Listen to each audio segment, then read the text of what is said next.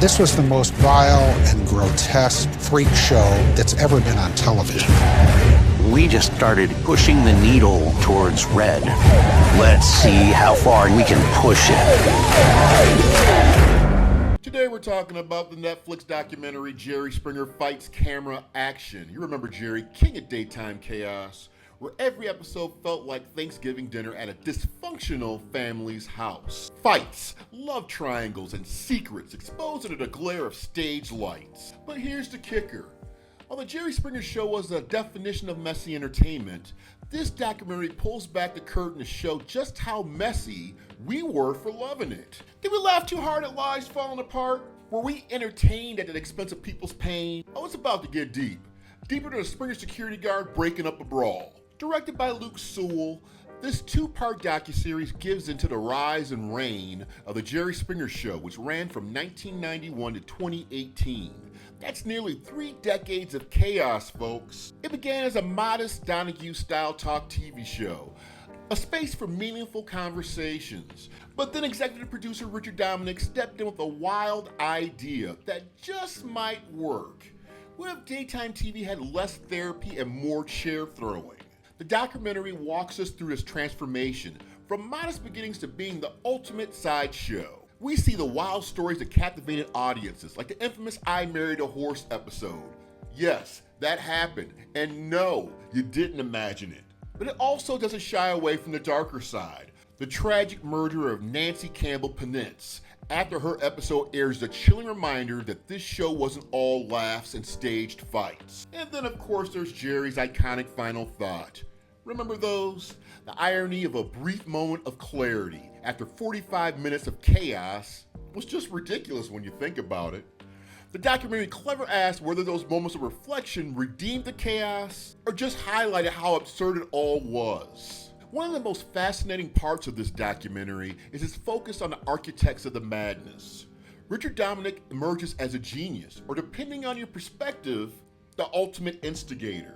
His team of producers, they were like drama alchemists, taking every story and cranking the chaos to 11. Imagine your cousin's messy breakup becoming a national spectacle, complete with sound effects, props, and a fight referee disguised as a stage bouncer.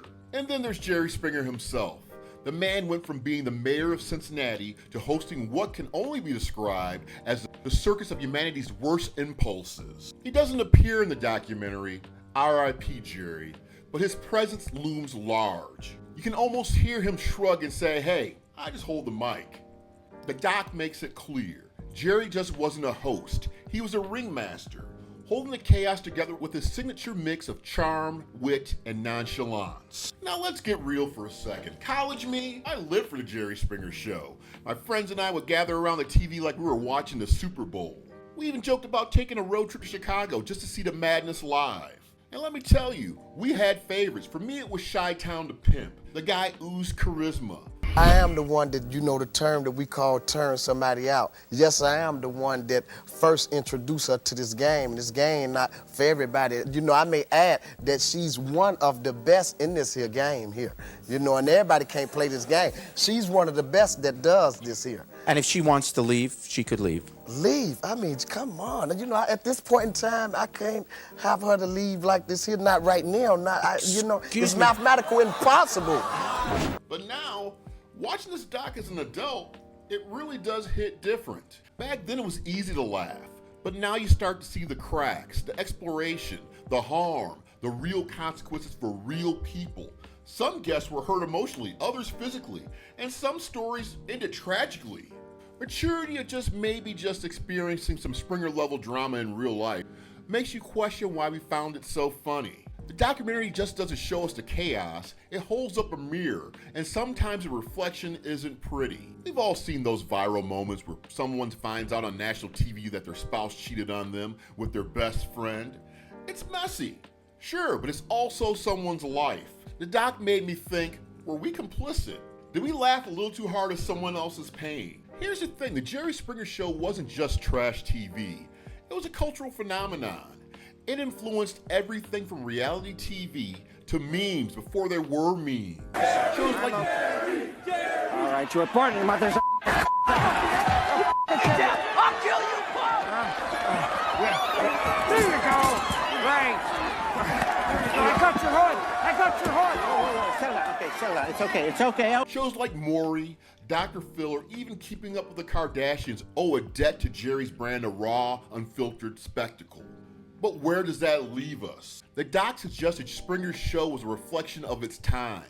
The 90s were all about pushing boundaries, whether it was music, fashion, or TV.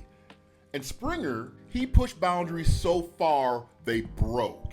And it was a show that thrived on our collective hunger for chaos.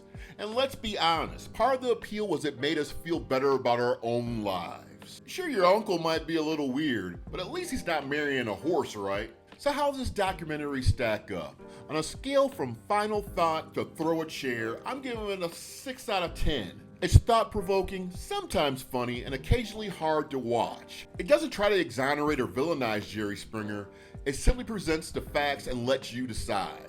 Whether you're a longtime fan or someone who avoided the show like the plague, there's something here for everyone. So what's your take? Do you have a favorite Springer moment, or are you still wondering why we were all so invested in someone's cousin cheating on their step-sibling? Let me know in the comments below. And hey, if you're loving this vibe and want more deep dives into pop culture, don't just sit there, hit that like button, subscribe to the channel, and turn on your notifications. Because trust me, we got a lot more chaos to unpack. And as Jerry Springer himself would say, take care of yourself and each other. See you next time, Troy Hill Talks.